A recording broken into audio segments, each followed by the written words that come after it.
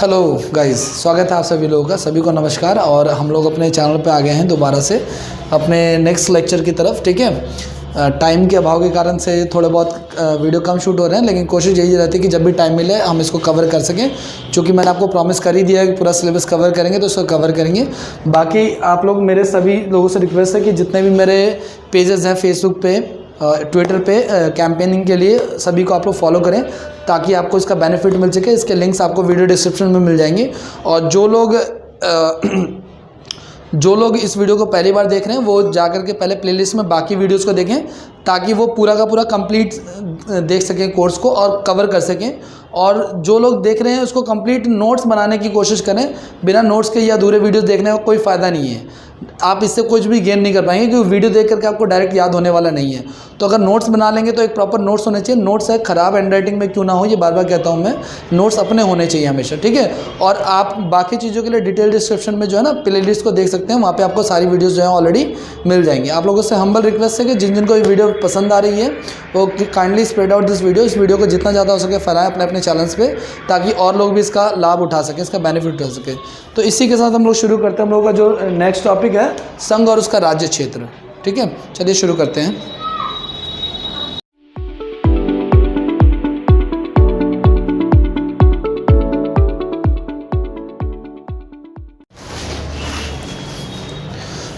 Good evening guys, स्वागत है आप लोगों का दोबारा हमारे चैनल पे। हम लोगों का जो नया चैप्टर हम लोग शुरू करने वाले थे उसके बारे में हम लोग अब करने वाले हैं। कॉन्स्टिट्यूशन फॉर्म होने के बाद, है ना, जो राज्यों का जो डिटेल शुरू होती है कि राज्यों का फॉर्मेशन कैसे होता है। जैसे कि आप लोग अपने स्क्रीन पे चैप्टर का नाम देख रहे होंगे, संघ और उसका राज्य क्षेत्र, है ना। तो राज्यों का निर्माण कैसे हुआ, हमारे उसमें नए नए राज्यों का गठन कैसा हुआ और कौन कौन सी ऐसी समितियाँ बनी जिनके बारे में, जिन्होंने राज्यों के गठन के बारे लेकर के कई सारी चीज़ों को अलाउ किया या अलाउड नहीं किया कि भाषाई आधार पर राज्य बनना चाहिए, प्रशासनिक आधार पर राज्य बनना चाहिए या सांस्कृतिक आधार पर राज्य बनना चाहिए, उन सभी के बारे में हम लोग देखने वाले हैं। तो जो आपका ये चैप्टर है संघ और उसका राज्य क्षेत्र, इसके बारे में हम पहले पढ़ रहे हैं।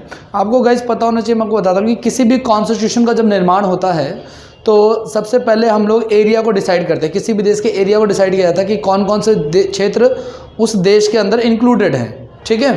तो आर्टिकल 1 जो कहता है इंडियन कॉन्स्टिट्यूशन का, वो ये कहता है कि इंडिया, दैट इज भारत, ठीक है, shall be the union of states, shall be the union of states, Bharat राज्यों का संघ होगा। और चूंकि ये आर्टिकल 1 कहता है, अनुच्छेद 1 कहता है, तो इसका पता होना बहुत ज़रूरी है। किसी भी चीज़ का आर्टिकल 1 तो कम से कम हमें पता होना ही चाहिए। बाकी 395 पता ना हो या हो, डजंट मैटर, लेकिन कम से कम आर्टिकल 1 तो हमें पता होना ही चाहिए। ठीक है। तो इसका पहला जो पॉइंट आपको कह रहा है कि भारतीय संविधान के अनुच्छेद 1 से 4 तक संघ तथा उसके राज्य क्षेत्रों का वर्णन है। इसमें आर्टिकल 1 से लेकर के आर्टिकल 4 तक में इसका जिक्र है कि हमारे पास कौन कौन से राज्य हैं, उनका फॉर्मेशन कैसे है, उनका नाम कैसे रखा जाएगा और बाकी सारी चीज़ें। ठीक है। तो इसमें अनुच्छेद 1 में कहा गया है, जो मैंने आपके सामने अभी स्टेटमेंट जो इंग्लिश में लिखी है, वो ये कि भारत अर्थात इंडिया। इसमें कई जानने वाली बात यह है कि भारत के 2 नाम इंडियन कॉन्स्टिट्यूशन में मौजूद हैं। हालांकि इंडियन हिस्ट्री में देखा जाए तो भारत के कई सारे नाम हैं, जम्बी द्वीप है, भारतवर्ष है, हिंदुस्तान है ना, और भी बहुत सारे हैं। लेकिन इंडियन कॉन्स्टिट्यूशन में 2 ही नाम अवेलेबल हैं, भारत दैट इज़ इंडिया, ठीक है, का नाम वर्णन किया था। इसमें भारत को राज्यों का संघ कहा गया है। ठीक है ना। भारतीय संविधान व्यवस्था अमेरिकी संघीय व्यवस्था के कई मामलों में भिन्न है। क्यों भिन्न है? क्योंकि देखिए गाइस, हम लोग भारत में जो है ना सिंगल सिटीजनशिप रखते हैं, जबकि अमेरिका में केंद्र व राज्य दोनों के लिए अलग अलग सिटीजनशिप का प्रावधान जो है वो किया गया है। वहाँ पे दोहरी नागरिकता का प्रावधान है ना। आपको पता है कि अमेरिका का जो संविधान है वो 15 अलग अलग देश, 50 से 51 अलग अलग देश मिलकर बनाते हैं, जबकि भारत का जब संविधान है ये राज्यों का संघ हो सकता है। इसमें कोई अलग से देश नहीं फॉर्म हो सकता। और जितने भी अगर आगे भी बनेंगे तो कई राज्य और बन सकते हैं या कम भी हो सकते हैं, लेकिन नया देश बनाने का यहाँ पे कोई खास प्रोविज़न नहीं है। ठीक है। तो जबकि भारत में जो है एकल, मतलब केंद्र के लिए भी और राज्यों के लिए भी हमारे पास एक सिंगल सिटीजनशिप है।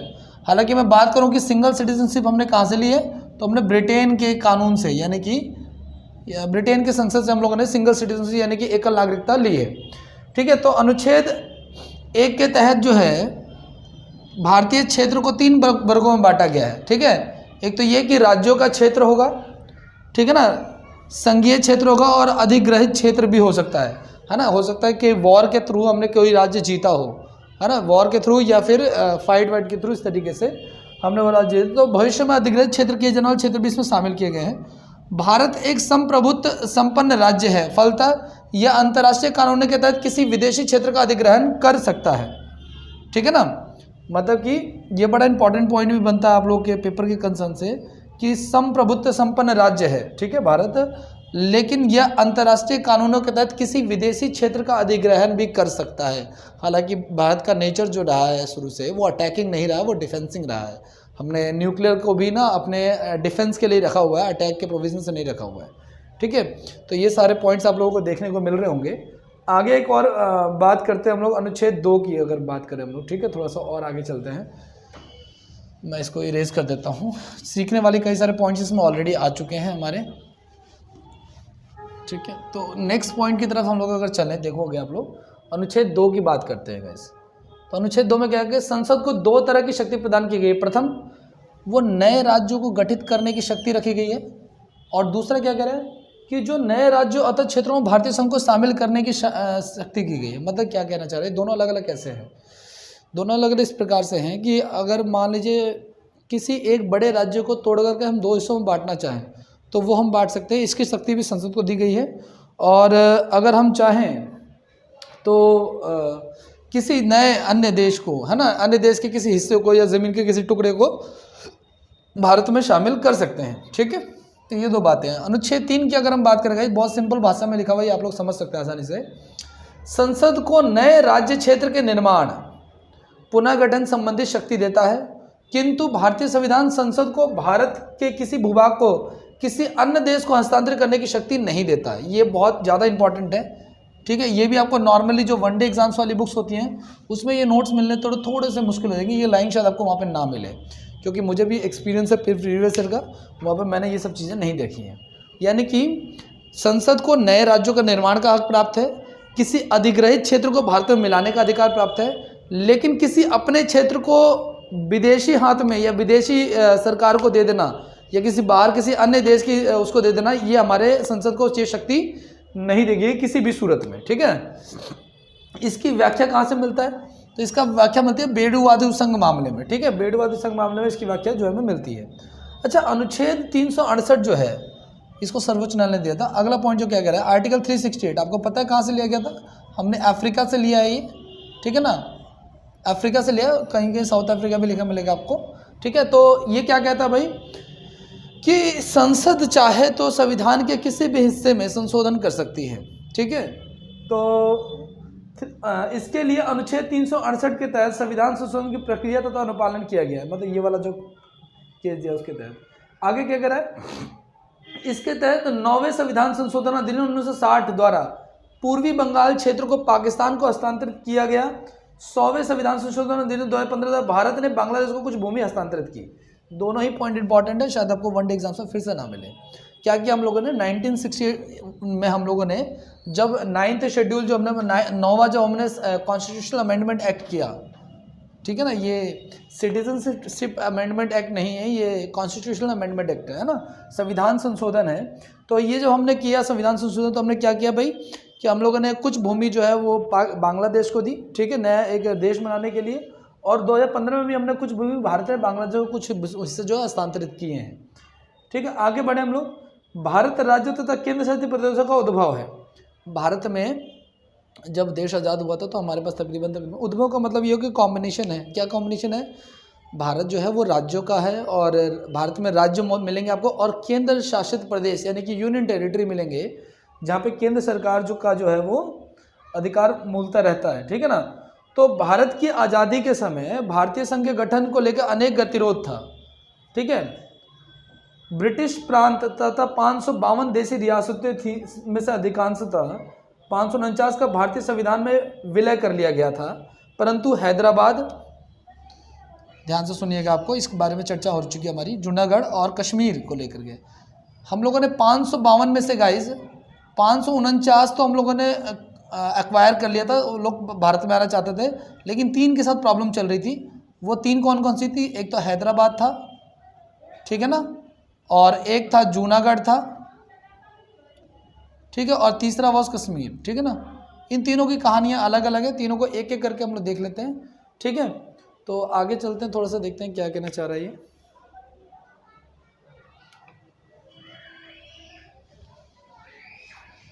देखिए, हालांकि इन तीनों की अलग अलग ही स्टोरी है, तीनों को मैं आपको बता ही देता हूँ, ठीक है। देखिए एक बार आगे चलकर फरवरी 1948 में जनमत संग्रह द्वारा हमने जूनागढ़ को कैप्चर कर लिया। 3 में से अब 2 का हमने 1 का सॉल्यूशन कर लिया, तो 2 बैलेंस रह गए थे हमारे, ठीक है। 1948 में हैदराबाद को हमने सैन्य कार्रवाई के द्वारा हम लोगों ने उसको भारत में मिलाया था, और इन्होंने लिखा नहीं है, बस मैं लिख देता हूँ, operation polo was the that basically army activity, है ना, वो जो आर्मी का सैन्य कार्रवाई थी, सेना की जो कार्रवाई थी, उस ऑपरेशन का नाम ऑपरेशन पोलो हुआ करता था, जो हैदराबाद को हमें मिलाने के लिए किया था। तीसरा जो लिखा गया कश्मीर, कश्मीर को हमने विलय पत्र के द्वारा मिलाया था भारत में। हालांकि इसमें डाटा थोड़ा सा इनसफिशिएंट है, हमने विलय पत्र के द्वारा मिलाया गया था, लेकिन उसमें रेफरेंडम की बात कही गई थी। लेकिन सन मैं आपको डेट एग्जैक्टली बता देता हूँ, 5 अगस्त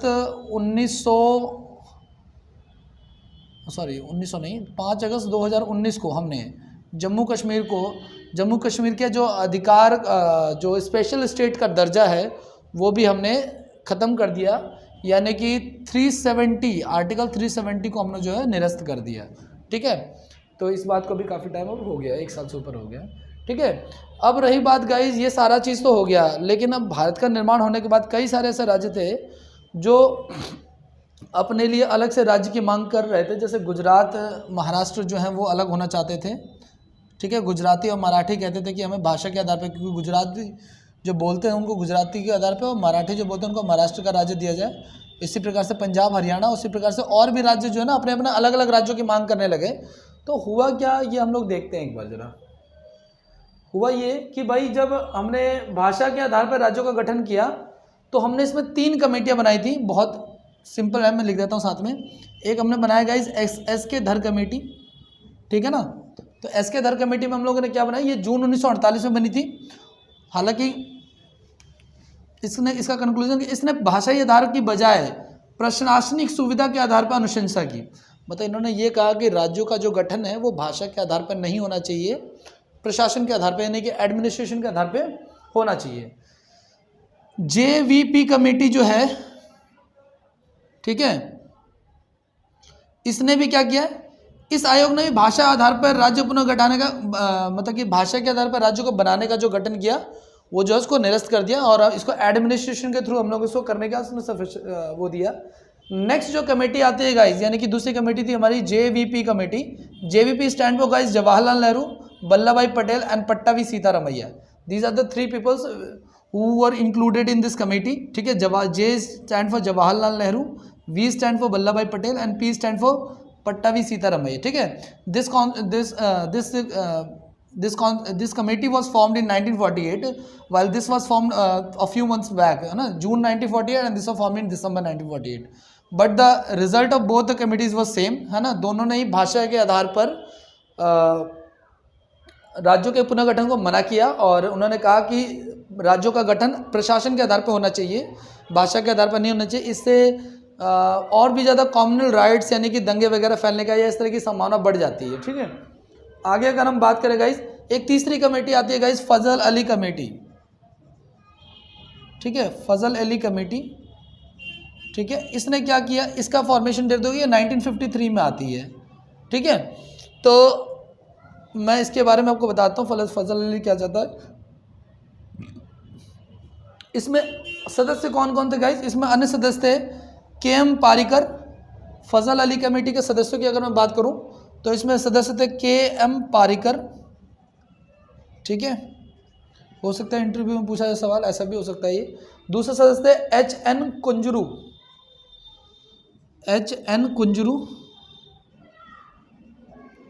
और तीसरे सदस्य जो थे वो थे, 2 ही सदस्य थे एक्चुअली, दो ही लोगों को बताया गया था, मतलब 3 लोग टोटल थे। तो खुद फजल अली थे और बाकी थे, ठीक है।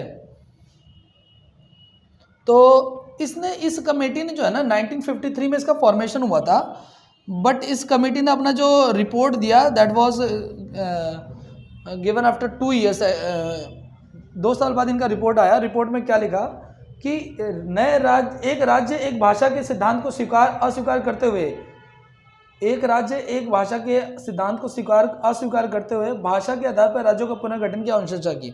मतलब कि पिछली जो 2 कमेटियाँ थी जिन्होंने भाषा के आधार पर गठन करने के लिए मना किया था, वो फजल अली कमेटी में उसको अलाउ किया गया। यानी कि उनका ये कहना था कि एक राज्य का एक भाषा नहीं होना चाहिए, यानी भाषा के आधार पे राज्य का गठन हो सकता है। ठीक है, आगे अगर हम बात करें गाइस, नेक्स्ट स्लाइड की तरफ चलते हैं थोड़ा सा।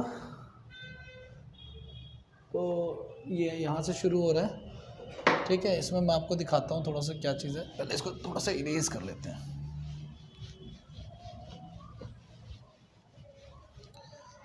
तो देखोगे आप लोग, स्वतंत्रता के पश्चात विशेषकर दक्षिणी पश्चिमी राज्यों में भाषा के आधार पर राज्यों के गठन की मांग की जाने लगी। ठीक है ना भाई, आज़ादी जब हो गई तो जो दक्षिण के राज्य थे, जो साउथ इंडिया के राज्य थे, वहाँ पे क्या किया जाने लगा, वहाँ पे मतलब कि नए राज्यों की मांग की जाने लगी। ठीक है ना, तो भाई हुआ ये, कंक्लूजन ये निकला कि इस समस्या का समाधान करने के लिए भारत सरकार ने कई सारे आयोग बनाए, जैसा कि आप लोगों ने अभी भी देखा।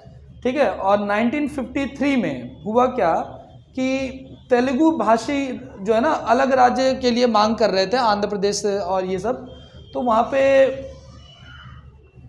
एक व्यक्ति थे श्री रामल्लू। ठीक है ना, 1953 की बात है ये। उनकी मृत्यु के बाद जो है ना वहाँ पे काफ़ी ज़्यादा अराजकता फैल गई, है ना। तो सरकार ने भाषा के आधार पर पहला राज्य जो है ना गठन करने के लिए उस सरकार को विवश होना पड़ा उनकी मृत्यु के बाद। That was happened in 1953। ठीक है ना, तो आंध्र प्रदेश भाषा के आधार पर गठित होने वाला पहला राज्य था। और ये क्वेश्चन आप जानेंगे, ये क्वेश्चन जो है ना कई बार जो है पेपर में पूछा गया है।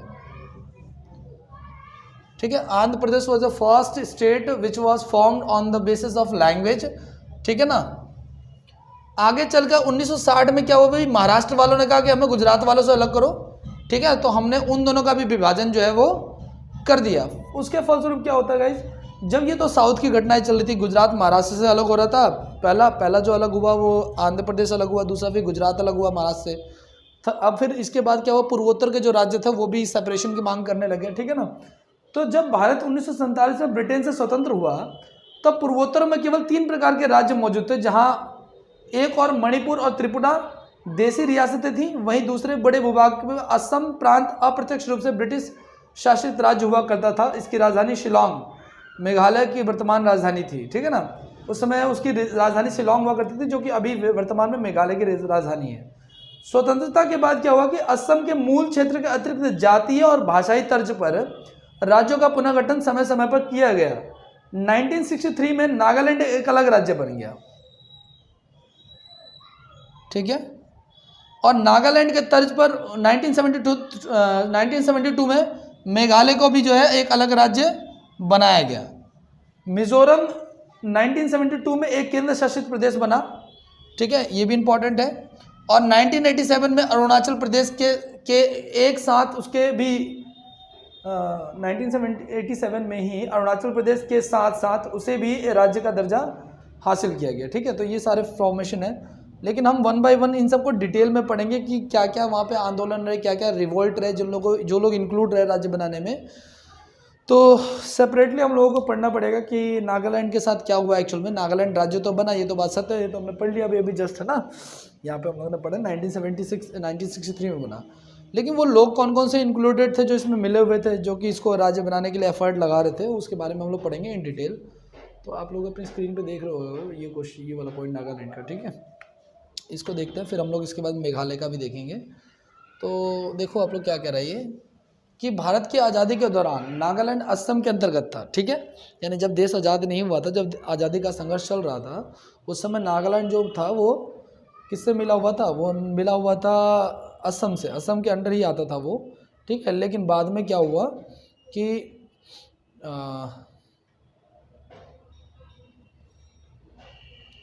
आज़ादी के दौरान तो नागालैंड असम के अंतर्गत था। ठीक है, लेकिन नागा लोग अपना विकास चाहते थे, है ना, अलग से। उनको लगता था कि उनका वहाँ पे ज़्यादा डेवलपमेंट जो है नहीं हो रहा है, तो इसी कारण से वो लोग किसी केंद्रीय सरकार से जुड़ना चाहते थे, है ना, और वो चाहते थे कि केंद्र सरकार उनके ऊपर ध्यान दे विशेष कर से। ठीक है, तो 1955 में भारत सरकार ने भारतीय सेना की एक टुकड़ी नागालैंड भेजी। ठीक है, और वर्ष 1957 में भारत सरकार और नागा लोगों के बीच विलय की बातचीत शुरू हुई। इसके अंतर्गत नागालैंड 1 दिसंबर 1963 को भारत का 16वां राज्य बन गया। 16वां राज्य बन गया, इसका मतलब ये होगा कि 14वां और 15वां भी तो बने होंगे, है ना। तो मैंने आपको बताया जैसे कि 1956 हैदराबाद में आंध्र प्रदेश बना। ठीक है ना, उसके बाद फिर 1960 में हम लोगों ने पढ़ा क्या, वो गुजरात और महाराष्ट्र अलग अलग राज्य बने, गुजरात में नया राज्य बना। तो उसके बाद जो 16वां राज्य, ये 14th राज्य था, ये 15th राज्य था, 16th वॉज दिस। नागालैंड का गठन हुआ। ठीक है, नागा पहाड़ियों और असम के बाहर के त्वेनसांग क्षेत्रों को मिलाकर किया गया। हालांकि 1961 तक नागालैंड असम के राज्यपाल के नियंत्रण तक ही शासित होता रहा। यानी कि राज्य का फॉर्मेशन तो हम लोगों ने 1963 में कर लिया है ना। सॉरी, ये 1955-57 से ये संघर्ष चल रहा है, राज्य हो गए, सब कुछ चल रहा है, फॉर्मेशन ये हुआ। लेकिन 1961 तक जो असम के जो गवर्नर थे और जो नागालैंड के गवर्नर थे वो दोनों एक कंबाइंड हुआ करते थे, जॉइंट हुआ करते थे। आगे की अगर हम बात करें गाइस, थोड़ा सा अगर हम बढ़ें तो मेघालय की बात आती है। ठीक है ना, तो मेघालय का गठन जो है, इसको भी हम लोग देख लेते हैं, मेघालय को भी सेपरेटली। ठीक है, अगला पॉइंट हमारा मेघालय के बारे में है। असम नागा जितना डिटेल में राज्यों के बारे में यहाँ पे पढ़ा रहा हूँ, इसके अलावा और कोई क्वेश्चन खास नहीं बनेगा इसका, अगर बनता भी है तो। ठीक है, देखो आप लोग मेघालय के बारे में क्या कह रहा है ये। मेघालय का गठन जो है असम राज्य के 2 बड़े जिलों में संयुक्त खासी हिल्स और जयंतिया हिल्स के से अलग अलग कर 21 जनवरी 1972 को किया गया। एक बार फिर से रीड आउट करते हैं। कह रहा है क्या कि मेघालय का गठन जो है असम राज्य के 2 बड़े जिलों संयुक्त रूप से खासी हिल्स, है ना, गारो खासी जयंतिया 3 प्रकार के वहाँ पे वो हैं, जनजातियाँ भी हैं वहाँ पे। खासी हिल्स और जनजातिया हिल को असम से अलग कर दिया गया और 1972 को इसका फॉर्मेशन जो है किया गया। इसे पूर्ण राज्य का दर्जा देने से पूर्व 22वें संविधान संशोधन के माध्यम से इसे 1970 तक यानी कि 1970 तक अर्ध स्वायत्त का दर्जा दिया गया, यानी कि हाफ, यानी कि यूटीज बना के रखा गया। एक तरह से आप ये कह लो, एक तरह से, है ना, अर्ध राज्य का दर्जा दिया गया, यानी कि इसको दर्जा देने से पहले, है ना, इसको अर्ध राज्य का दर्जा दिया गया। कब तक दिया गया भाई, इसको 2 साल ऐसे रखा गया ना। ठीक है, 2 साल के आसपास ऐसे रखा गया। ठीक है, आगे बढ़ते हैं। 19वीं शताब्दी में ब्रिटिश राज्य के अधीन आने से पूर्व, है ना, मतलब ब्रिटिश राज्य में शामिल होने से पहले, आने से पूर्व गारो खासी और जयंतिया जनजातियों के अपने राज्य हुआ करते थे, ये सेपरेटली इंडिपेंडेंट हुआ करते थे। ठीक है, लेकिन 1935 में मेघालय को असम के अधीन कर लिया गया। ठीक है ना, हमने मेघालय को किस में मिला लिया, असम के अंडर ही मिला लिया। उससे पहले ये तीनों जो है इंडिपेंडेंट हुआ करते थे, फ्री हुआ करते थे, एक अलग देश ही हुआ करते थे। ठीक है, तो अब इस क्षेत्र को ब्रिटिश राज्य के साथ एक संधि के तहत अर्ध स्वतंत्र दर्जा मिला था। 16 अक्टूबर 1905 को लॉर्ड कर्जन द्वारा, है ना, 1905 में लॉर्ड कर्जन जब बंगाल का विभाजन किया उसने, ठीक है, तो मेघालय नवगठित प्रांत पूर्वी बंगाल और असम का भाग बन गया। ठीक है, आप लोगों का नक्शा देखेंगे भारत का तो उसमें आपको समझ में आ गया कि ये क्या कहना चाह रहा है। लेकिन 1905 में जब लॉर्ड कर्जन ने इसका बंगाल का विभाजन किया तो उसको पूर्वी बंगाल के हिस्से में इसको जोड़ दिया गया। ठीक है, और असम का भी भाग बनाया गया कुछ हिस्से तक। ठीक है, हालांकि इस विभाजन को 1912 में वापस पलट दिया गया। ठीक है, और पलटने की वजह से वो जो नागालैंड था, जो मेघालय था, जो असम का भाग पहले था, वो दोबारा असम का ही भाग बन गया। जब ये 1905 में, देखो 1905 में जब विभाजन हुआ उससे पहले मेघालय जो था वो असम का पार्ट था। 1905 में जब बंगाल का विभाजन किया गया तो हमने मेघालय के कुछ हिस्सों को पूर्वी बंगाल को दे दिया और कुछ हिस्सों को असम को दे दिया। लेकिन जब फैसला पलट गया, वहाँ के लोगों ने प्रोटेस्ट किया, फैसला पलट गया। आप लोगों को शायद पता होगा बंगाल विभाजन को 1912 में रद्द कर दिया गया था जब जॉर्ज पंचम भारत आए थे, जब दिल्ली दरबार लगा था तो पलट दिया गया। तो उसके बाद वो मेघालय जो है वापस जो है वो असम का हिस्सा बन गया। तो ये चीज़ें हैं। 1947 में क्या हुआ, आगे जो कहना चाह रहा है ये 1947 की अगर हम बात करें, 1947 में स्वतंत्रता के समय वर्तमान मेघालय में असम के 2 जिले थे। यानी अभी जो उस समय जो 1947 में जो मेघालय हुआ करता था उसमें 2 ही जिले हुआ करते थे। यह क्षेत्र असम राज्य के अधीन होते थे, हुए भी स्वायत्ता वाले क्षेत्र थे। मतलब कि ये राज्य भले ही असम के अधीन आते थे लेकिन इनके फैसले इंडिपेंडेंट हुआ करते थे। यहाँ के फैसले जो है वो किसी के दबाव में या असम के थ्रू नहीं लिए जाते थे, इंडिपेंडेंट लिया जाता था। 1960 में एक पृथक पर्वतीय राज्य की मांग उठने लगी, ठीक है ना। 1960 में एक अलग ही पर्वतीय राज्य की मांग उठने लगी। 1969 में असम पुनर्गठन अधिनियम के अंतर्गत मेघालय को स्वायत्त राज्य बना दिया गया, है ना। 1963 में जब विरोध की आवाज़ें उठने लगी कि भाई मेघालय को एक अलग राज्य का इंडिपेंडेंट का दर्जा मिले, लोग नए राज्य का दर्जा करने का पर्पज़ एक ये भी होता है गाइस, ताकि वो विश्व पटल पे आ जाए, विश्व पटल पे दिखने लग जाए, है ना। जैसा कि मैंने आपको बताया था नागालैंड वाले केस में भी वो लोग कह रहे थे कि नागालैंड के लोग जो नागा लोग जो थे वो इसलिए कर रहे थे ताकि वो चाहते थे कि वो किसी केंद्र सरकार के नहीं प्रत्यक्ष रूप से आए, ठीक है। तो ये सारी चीज़ें हैं, तो उसके कारण से ही ना उसको फॉर्मेशन उठा। और ये जो अधिनियम है ये 2 अप्रैल 1970 को प्रभाव में है और इस तरीके से असम से मेघालय नाम के एक स्वायत्त राज्य का जन्म जो है वो हुआ, ठीक है ना। तो ये सारी कहानी जो है वो आप लोग पढ़ रहे हो किसकी, मेघालय की, है ना। ये जो पूर्वोत्तर के राज्य है इसमें आप लोग नागालैंड की कहानी पढ़ चुके हो, मेघालय की कहानी पढ़ चुके हैं। अब मिज़ोरम के बारे में थोड़ा सा आपको बताते हैं कि मिज़ोरम में क्या कहानी चल रही थी। तो मिज़ोरम की संघर्ष की कहानी 1987 से बेसिकली चल रही है, देख लेते हैं ये भी हम लोग, ठीक है। देखो एक बार, फरवरी 1987 को यह भारत का 23वां राज्य बन गया, लेकिन ये बनने से पहले कितने संघर्ष से जूझा है ये भी हमको देखना है, ठीक है। तो 1972 में केंद्र शासित प्रदेश बनने से पहले तक यह असम का एक जिला था, ठीक है। ये भी असम का ही पार्ट था, ठीक है। और 1898 में एक जिला बना दिया गया जिसका नाम लुशाई हिल्स जिला था और यह असम के मुख्य आयुक्त के प्रशासन में आ गया, ठीक है। क्या कहना चाह रहा है भाई, राज्य तो बना 1987 में, लेकिन उससे पहले क्या था, ये यूटी बना उससे पहले ये क्या था, ये असम को जो है ना असम का एक हिस्सा था। 1898 में इसको जिला बना दिया गया जिसका नाम लुशाई हिल्स जिला था, ठीक है। 1972 की बात करें गाइस, तो पूर्वोत्तर क्षेत्र में मुझे लग रहा है यहाँ पर शायद डाटा इनसफिशिएंट है, डाटा गलत लगा पर 1998 होना चाहिए था, बट इसको कोई नहीं, इसको हम देखेंगे बाद में। एक बार उसको क्रॉस चेक जरूर कीजिएगा स्टेटमेंट को गूगल पे। 1972 में पूर्वोत्तर क्षेत्र पुनर्गठन अधिनियम लागू होने पर, ठीक है, जब ये हमने ये रूल यहाँ पर अप्लाई किया तो मिजोरम केंद्र शासित प्रदेश बन गया। भारत सरकार और मिजो नेशनल फ्रंट के बीच 1986 में हुए ऐतिहासिक समझौते के फलस्वरूप 20 फरवरी 1987 को इसे पूर्ण राज्य का दर्जा जो है वो दिया गया।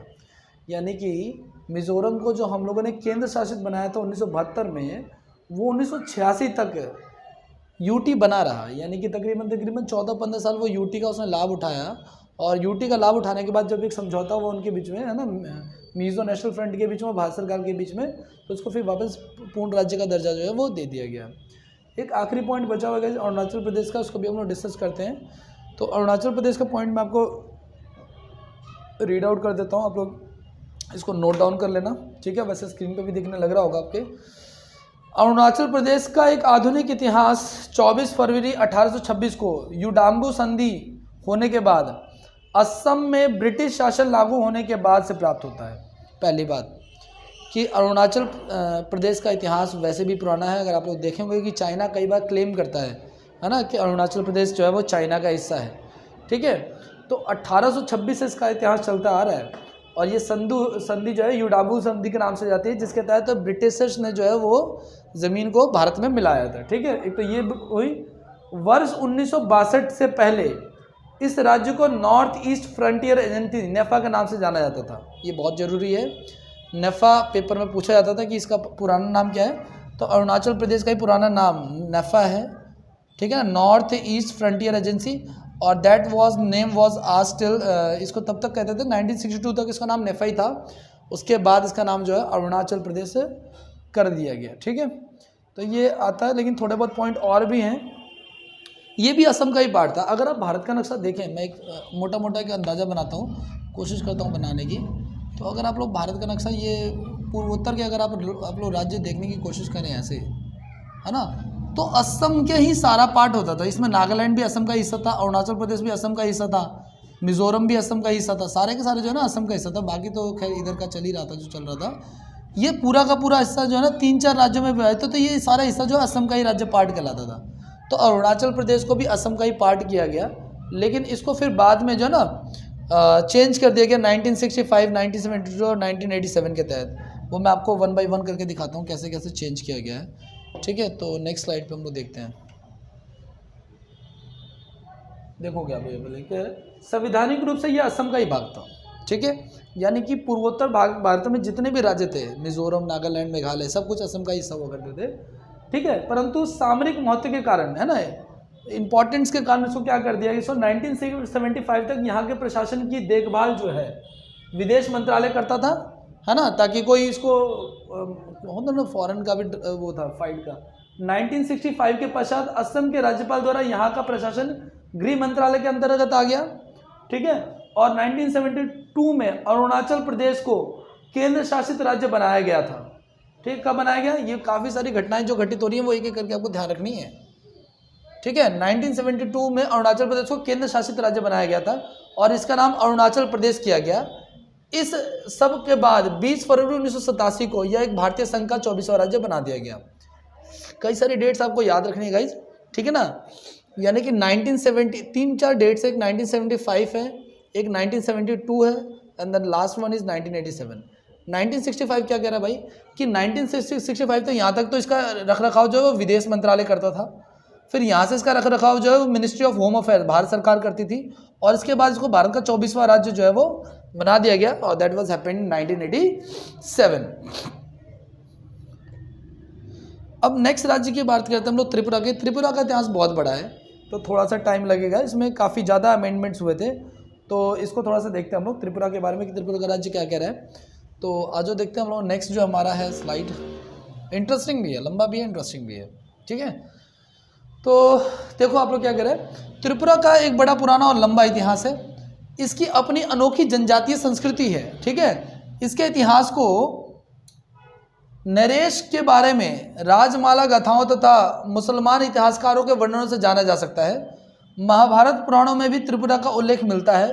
राजमाला के अनुसार त्रिपुरा के शासकों को फा उपनाम से पुकारा जाता था जिसका अर्थ पिता होता है। ठीक है, इंटरेस्टिंग है, ये आपको किसी और बुक में नहीं मिलेगा। ठीक है, 19वीं शताब्दी में महाराजा वीरचंद्र किशोर माणिक्य बहादुर के शासनकाल में त्रिपुरा में एक नए युग का सूत्रपात हुआ। इन्होंने अपने प्रशासनिक ढांचे को ब्रिटिश भारत के नमूने पर बनाया और कई सुधार लागू किए। ठीक है, इनके उत्तराधिकारियों ने 15 अक्टूबर 1949 तक त्रिपुरा पर शासन किया और इसके बाद त्रिपुरा भारत संघ में शामिल हो गया। शुरू में यह भाग ग के अंतर्गत आने वाला राज्य था और 1956 में राज्यों के पुनर्गठन के बाद यह केंद्र शासित प्रदेश बना है ना। इसको भी हम लोगों ने यूटी बनाया है गाइस, नॉर्थ ईस्ट के जितने भी राज्य उसको हमने यूटी बना के इसका टाइम टू टाइम सिक्योर किया। जैसे वर्तमान में लद्दाख का हम लोगों ने यूटी बनाया है ना। अभी आपको मैंने थोड़ी देर पहले बताया था कि 5 अगस्त 2019 को हम लोगों ने जम्मू कश्मीर के विशेष राज्य का दर्जा खत्म किया। तो जब हम लोगों ने दर्जा खत्म किया ना, तो भारत के इस वाले हिस्से को हम लोगों ने यूनियन टेरिटरी बनाया जो लद्दाख वाला हिस्सा था। ठीक है ना, क्यों बनाया यूनियन टेरिटरी? यूनियन टेरिटरी बनाने का पर्पज ये था कि वो एरिया सीधे सीधे केंद्र सरकार के अधीन आ जाता है। ठीक है, तो ये सारी चीज़ें थी। आगे अगर हम बात करें गाइस, और 1972 में जो ना इसको हमने यूटी बनाया था 1956 में, और 1972 में इसे हम लोगों ने पूर्ण राज्य का दर्जा जो है दे दिया। यानी ये घटना लगभग होती है 16 साल बाद। ठीक है ना, 16 ईयर तक वो क्या रहता है, एक यूनियन टेरिटरी बना रहता है, और 16 ईयर्स के बाद हम लोग उसको दोबारा से इसको एक कंप्लीट राज्य है ना, पूर्ण राज्य का दर्जा दे देते हैं। आगे की बात करते हैं गाइस हम लोग मणिपुर की। तो मणिपुर की चर्चा करते हैं हम लोग थोड़ा सा आपके स्क्रीन पे। देखो, जो वनडे एग्जाम्स होते हैं उसमें सिर्फ फॉर डेट, नेम, उस राज्य का नाम और फॉर्मेशन डेट पूछा जाता है। लेकिन बड़े एग्जाम्स हैं जो पीसीएस लेवल के एग्जाम्स होते हैं, जो कि हम लोग पढ़ाई भी उसी लेवल की कर रहे हैं। तो पीसीएस लेवल के एग्जाम्स में क्या होता है कि पीछे तक की कहानी भी पूछी जाती है ना, खाली वन लाइनर से काम नहीं चलता। तो शुरू करते हैं। देखो मणिपुर का इतिहास क्या कह रहा है। तो 1947 में जब अंग्रेजों ने मणिपुर को छोड़ा, तब से मणिपुर का शासन महाराजा बौद्ध चंद्र के कंधों पर पड़ा। 21 कब छोड़ा है? 1947 में। 21 सितंबर 1949 को हुई विलय संधि के बाद 15 अक्टूबर 1949 को मणिपुर भारत का अंग बना और 26 जनवरी 1950 को भारतीय संविधान लागू होने पर यह एक मुख्य आयुक्त के अधीन भारतीय संघ में भाग ग राज्यों में शामिल हो गया। बाद में इसका स्थान पर एक प्रादेशिक परिषद गठित की गई, जिसमें 30 चयनित तथा 2 मनोनीत सदस्य थे। और इसके बाद 1962 में केंद्र सरकार प्रदेश अधिनियम के अंतर्गत 30 चयनित तथा 3 मनोनीत सदस्य, इनकी संख्या को बदल दिया गया है। एक विधानसभा स्थापित की गई और 19 दिसंबर 1969 से प्रशासक का दर्जा मुख्य आयुक्त से बदलकर उपराज्यपाल कर दिया गया है ना। वहाँ पे प्रशासक हुआ करता था, प्रशासक को हटा के फिर हमने उपराज्यपाल लेके आए, ठीक है, क्योंकि वहाँ पे विधानसभा का गठन जो है हो गया था। 21 जनवरी 1972 को मणिपुर को पूर्ण राज्य का दर्जा जो है वो दिया गया। हमने एक साथ सभी राज्यों को नहीं दिया है, क्योंकि वहाँ की सिचुएशन जो है ना विदेशी बॉर्डर से, इंटरनेशनल बॉर्डर से टच भी करता है, इसलिए हमने ज़्यादातर राज्यों को तो यूटी का दर्जा दिया हुआ है, ठीक है। आगे की बात करेंगे हम लोग। 1947 में एक लोकप्रिय मत तथा सिक्किम के भारत में विलय को स्वीकार कर लिया गया और तत्कालीन भारतीय प्रधानमंत्री जवाहरलाल नेहरू ने सिक्किम की बात कर रहे हैं हम लोग, 1947 में क्या कर रहे हैं ये लोग, एक विलय को से इसको सिक्किम के भारत में विलय को अस्वीकार कर लिया गया था, ठीक है, चलो ठीक है। और तत्कालीन भारतीय प्रधानमंत्री जवाहरलाल नेहरू ने सिक्किम को संरक्षित राज्य का दर्जा प्रदान किया। इसके अंतर्गत भारत सिक्किम का संरक्षक हुआ। सिक्किम के विदेशी, राजनयिक अथवा संपर्क संबंधित विषयों की जिम्मेदारी भारत ने संभाल ली। ये बड़ा इंपॉर्टेंट और इंटरेस्टिंग भी है, ठीक है ना। तो ये बात 1961 में चेंज भी होगी, मैं आपको अभी बताऊंगा भी। लेकिन हो क्या रहा है, भारत को सिक्किम को हमने कम्प्लीटली भारत का हिस्सा ना बनाते हुए एक गार्जियन के रूप में उसको एक्सेप्ट किया। उसकी सारी इंटरनेशनल रिलेशंस है ना, उसकी सारे विदेशी संबंधित, व्यापार संबंधित और अन्य मुद्दे, सभी मुद्दे जो हैं वो हमने वो भारत के अधीन होगा ना। विदेशी, राजनयिक और अन्य विषयों पर जो है ना भारत की जिम्मेदारी होगी। वर्ष 1955 में एक राज्य परिषद स्थापित की गई, जिसके अधीन चोंग्याल को एक संवैधानिक सरकार बनाने की अनुमति दी गई। चोंग्याल उस समय के जो है वो वहाँ के किंग रहे होंगे या वहाँ के प्रशासक रहे होंगे, ठीक है ना। इस दौरान सिक्किम नेशनल कांग्रेस द्वारा पुनः मतदान और नेपालियों को अधिक प्रतिनिधित्व की मांग के चलते राज्य में गड़बड़ी की स्थिति पैदा हो गई और 1973 में राजभवन के सामने हुए दंगों के कारण, है ना, भारत सरकार से सिक्किम के संरक्षण प्रदान करने का औपचारिक अनुरोध किया गया, ठीक है। चौग्याल राजवंश सिक्किम में अत्यधिक लोकप्रिय साबित हो रहा था। सिक्किम पूर्ण रूप से बाहरी दुनिया के लिए बंद था और बाह्य विश्व को सिक्किम के बारे में बहुत कम जानकारी थी। अब इसके बारे में इन डिटेल एक पढ़ लेते हैं, क्या संघर्ष चला एक बार। 1947 में गए, 1947 में क्या हुआ, सिक्किम को जो है वो भारत का विलय करने से अस्वीकार कर दिया गया कंप्लीट रूप से, ठीक है। तो होता क्या है, विलय तो नहीं किया गया, लेकिन भारत जो है उसका संरक्षक बन जाता है। कैसे? विदेशी मामलों में, वाणिज्यिक मामलों और अन्य इंटरनेशनल रिलेशंस में, ठीक है। लेकिन वहाँ पे काफ़ी ज़्यादा जो है संघर्ष के कारण 1973 में, है ना, संघर्ष के कारण जो है, संघर्ष किस बात का कि उसको भारत का हिस्सा बनाया जाए, ठीक है ना। और चूँकि ये रीज़न ये भी था क्योंकि भारत सिक्किम जो है ना, सारा कुछ भारत देख रहा था, तो सिक्किम जो है दुनिया के दृष्टिपटल पर नहीं आ पा रहा था। दुनिया उसको नहीं जान पा रही थी कि ऐसा कोई राज्य है भी, इसलिए भी सिक्किम के बारे में लोगों को कम जानकारी थी, ठीक है, कि विश्व में कहाँ पे क्या घटित हो रहा है इसके अंदर, ठीक है। अब भारतीय प्रधानमंत्री ने 1975 में भारतीय संसद में ये अनुरोध किया, क्या अनुरोध किया भाई, कि सिक्किम को भारत का एक राज्य स्वीकार कर लिया जाना चाहिए, ठीक है ना, ठीक है,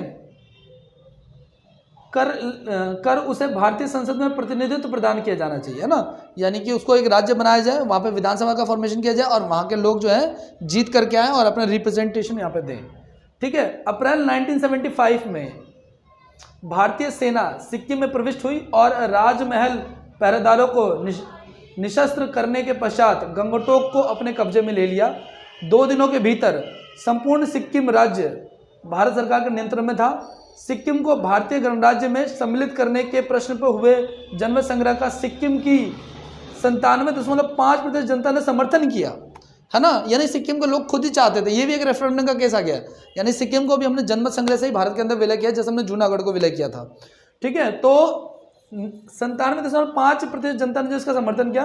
कुछ ही सप्ताह के उपरांत 16 मई 1975 को 36वें संविधान संशोधन के अंतर्गत सिक्किम को औपचारिक रूप से, ऑफिशियल रूप से इसको भारतीय गणराज्य का 22वां प्रदेश बना दिया गया और सिक्किम में राजशाही उसकी जो है वो जो चोंग्यांग वंश था, जो चोंग्याल जो राजा थे वहाँ के जो हैंडल कर रहे थे, उसको समाप्त कर दिया गया और राजशाही वंश को अंत कर दिया गया। ठीक है, वहाँ पर लोकतंत्र जो है इस डेट से लागू हो गया 16 मई 1975 के तहत। ठीक है, तो भारत और उसके राज्य संबंधों के तहत जो है ना बहुत सारे हम लोगों को और भी वो देखने हैं। ठीक है, तो एक एक करके हम लोग बताते हैं कि कौन सा राज्य कब बना नहीं बना और इसके कुछ स्मरणीय तथ्य भी हैं। ठीक है, और उसके बाद ये चैप्टर जो है ये ख़त्म हो जाएगा। ठीक है, वर्तमान में भारत में 28 राज्य हैं गाइस। ठीक है, वर्तमान में भारत में 28 राज्य हैं और 8 केंद्र शासित प्रदेश हैं। इन 28 के बारे में अभी विशेष रूप से जानकारी ले लेते हैं और ये बात मैं आपको डाटा दे रहा हूँ 10 जनवरी 2021 को, आज हिंदी दिवस भी है। ठीक है, तो पहली बात तो हमारे जो 4 अनुच्छेद हैं उसके बारे में एक बार आप लोग देख लो। अनुच्छेद 1 क्या कह रहा है? अनुच्छेद 1 कह रहा है आपका भारत राज्यों का संघ होगा। ठीक है, दूसरा अनुच्छेद कह रहा है गाइस नए राज्यों का गठन और नामांकन कर सकती है संसद। तीसरा अनुच्छेद क्या कह रहा है आपका कि संसद विधि द्वारा नए राज्यों का निर्माण और उनकी सीमाओं में परिवर्तन कर सकती है, उसको बढ़ा घटा सकती है। और चौथा, पहली अनुसूची तथा चौथी अनुसूची में संशोधन तथा अनुच्छेद 2, 3 द्वारा बनाई गई विधियां इसमें शामिल है, जो अनुच्छेद 4 कहता है। ठीक है, सब पहला बहुत ज़्यादा जरूरी है। ठीक है, आगे की अगर हम बात करें, ठीक है, तो आगे में आप लोग देखोगे ये भारत में जोड़े गए नए और परिवर्तित राज्य। आंध्र प्रदेश को हमने सबसे पहले फॉर्म किया, ठीक है, 1953 में। कर्नाटक को हमने फॉर्म किया 1956 में। केरल को, कर्नाटक को 1956 में, गुजरात और महाराष्ट्र 1960 में, नागालैंड 1962 में। तो ये आप देख पा रहे होंगे ये 1 2 3 6 7 8 9 10 और 10 20 नए राज्यों को हमने बाद में जोड़ा। ठीक है ना, ठीक है। उसके बाद ये आपको ऐसी सेम डायग्राम बना के आपको लिखना अपनी कॉपी में। ठीक है, आगे की बात करते हैं जो हमने पूरे चैप्टर में जो थोड़े बहुत स्मरणीय तथ्य पढ़े उसको एक बार रिकॉल कर लेते हैं। ठीक है, स्मरणीय तथ्य में सबसे ज़्यादा जरूरी क्या है? भारत राज्यों का संघ होगा, तो ये आपको पता होना चाहिए। ठीक है ना, कि India that is Bharat shall be the union state, ये मैं आपको बार बार कह रहा हूँ। अगला क्या कह रहा है आपका? अगला ये कह रहा है भारत संघ में नए राज्यों का सृजन हेतु प्रथम अनुसूची में संशोधन करना पड़ता है। यानी भारत में अगर नए राज्यों को जोड़ा गया तो उसमें सबसे पहले हम लोग जो हमारी पहली अनुसूची है ना, वर्तमान में भी हमारे पास 12 अनुसूचियाँ हैं। ठीक है ना, 25 भाग हैं और 470 से ज़्यादा अनुच्छेद हैं। ठीक है, तो प्रथम अनुसूची को शामिल किया गया था। भारत में संघीय राज्यों का प्रशासन राष्ट्रपति द्वारा किया जाता है। ठीक है, मतलब कि जितने भी यूनियन टेरिटरीज हैं उनका एडमिनिस्ट्रेशन जो है, उनका प्रशासन जो है वो राष्ट्रपति करता है। भाषा के आधार पर गठित होने वाला प्रथम राज्य जो है वो आंध्र प्रदेश था, ये हम पढ़ चुके हैं 1953 में। ठीक है, इसके अलावा इसको भाई 1953 में ही राज्य पुनर्गठन आयोग लागू आया था, जिसका रिजल्ट जो है ना, जिसको पारित किया गया था 1956 में। ठीक है, मैं एक बार स्क्रीन पर हट जाऊंगा, आप लोग उसको लिख लेना पॉज करके। राज्य पुनर्गठन अधिनियम 1956 के अंतर्गत संस्तुतियों के आधार पर 1 नवंबर 1956 को 14 राज्य 5 केंद्र शासित प्रदेशों का गठन किया गया। आगे बढ़ते हैं। राज्य पुनर्गठन अधिनियम 1956 में क्षेत्रीय परिषदों का गठन का सुझाव दिया गया। क्षेत्रीय परिषद, नेक्स्ट पॉइंट हमारा क्या कह रहा है? नेक्स्ट पॉइंट हमारा कह रहा है क्षेत्रीय परिषदों का जो गठन है ना, राष्ट्रपति द्वारा किया जाता है, यानी जो यूनियन टेरिटरी और उसका अध्यक्ष राष्ट्रपति द्वारा मनोनीत कोई केंद्रीय मंत्री होता है। ठीक है, तथा राज्यों के मुख्यमंत्री इसके उपाध्यक्ष होते हैं। 21 अक्टूबर 2019 को जम्मू कश्मीर को, देखिए काफ़ी लेटेस्ट डाटा है ये, जम्मू और कश्मीर तथा लद्दाख देश को 2 नए केंद्र शासित प्रदेश बनाए गए। इसके साथ ही भारत में अभी वर्तमान में कुल मिलाकर के 28 राज्य और 9 यूनियन टेरिटरीज जो है वो हैं। ठीक है, लेकिन दमन और दीव और दादर नागर हवेली को मिलाकर एक केंद्र शासित बना दिया गया है। मतलब 9 थे तो अब एक और कट गया, तो फिर बचे कितने? तो अभी वर्तमान में 28 राज्य हैं भारत के पास और 8 यूटीज हैं, क्योंकि इन दोनों को मिला गया है, जिसमें अब केंद्र शासित प्रदेश की संख्या घटकर 8 हो गई है।